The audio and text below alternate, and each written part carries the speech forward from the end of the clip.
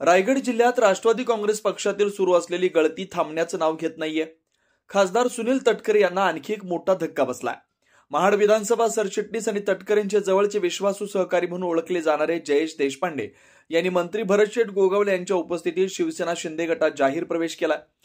गेल्या काही दिवसांपासून भरतशेठ गोगावले यांनी राष्ट्रवादीच्या बालेकिल्ल्यांवर सलग प्रहार करत तटकरेंची राजकीय पकड कमकुवत करण्याचा क्रम सुरू ठेवला। या पार्श्वभूमीवर महाड विधानसभा सरचिटणीस जयेश देशपांडे यांनी देखील राष्ट्रवादीची साथ सोडून शिवसेनेत प्रवेश केल्यानं तटकरे यांच्या निकटवर्तीयांमधील गळती स्पष्ट झाली। जिल्हा पातळीवर संघटनात्मक कामात सक्रिय असणाऱ्या देशपांडे यांच्या शिंदे गटातील प्रवेशामुळे राष्ट्रवादीत मोठी खळबळ उडाली आहे। ऐन नगर परिषद निवडणुकीच्या पार्श्वभूमीवर झालेल्या या प्रवेशामुळे शिवसेनेची ताकद महाड शहरात निश्चितच वाढली आहे।